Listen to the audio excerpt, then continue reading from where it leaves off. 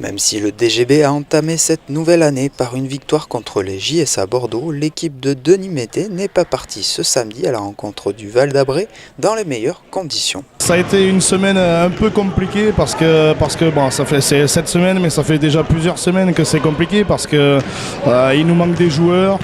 On a un joueur blessé, donc Mourad, on a un joueur qui est parti cette semaine, Alex. Voilà, donc il faut qu'on remercie les gars de l'après-national qui viennent s'entraîner avec nous pour qu'on puisse faire un peu de 5-5, mais malheureusement cette semaine on n'a pas pu en faire. Donc voilà, c'est des semaines difficiles, mais bon, voilà, on travaille quand même. Voilà, on fait pas de 5 contre 5, mais voilà, on essaie de préparer les matchs au mieux.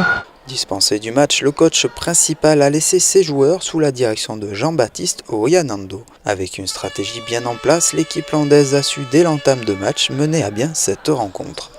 Tout simplement, on a suivi les consignes du coach.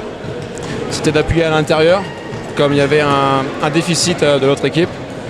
Donc on a respecté les systèmes et on a joué sur les points forts pour pouvoir appuyer à l'intérieur, tout simplement. Ils ont joué sur leur qualité physique. Ils avaient un déficit technique, on va pas, voilà, mais ils ont vraiment joué sur l'agressivité et sur leur force. Ils ont essayé de jouer aussi sur leur shooter, le 8 à 3 points, et d'appuyer à l'intérieur sur le numéro 13, sur son physique tout simplement. Mais en face, on avait quand même du répondant, donc ça s'est bien passé. Sachant que je crois qu'il y a des trous dans le toit, c'est pour ça, il y avait des fuites d'eau, donc bon.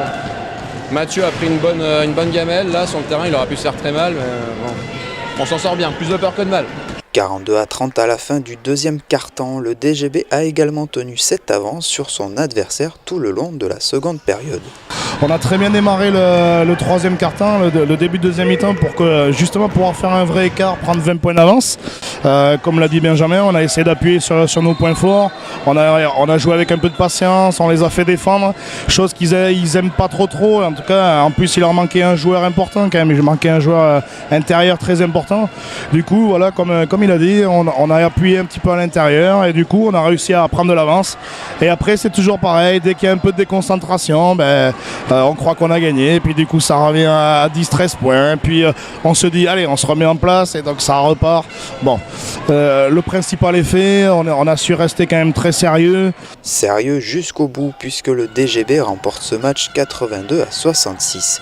De quoi encourager davantage ses basketteurs pour la suite de ce championnat. Le prochain match c'est la réception de Marmande, on avait perdu là-bas alors qu'on aurait très bien pu gagner. Voilà, on aura une revanche à prendre pour continuer à prendre les matchs les uns après les autres et finir le plus haut possible. Des objectifs, voilà, vu les déficits de blessures qu'on a, les joueurs qui nous manquent, forcément peut-être que les ambitions sont peut-être revues à la baisse, mais on se refuse à rien. On va continuer à travailler, jouer les matchs et puis voilà, nous ce qu'on veut c'est gagner, de toute façon ça c'est clair.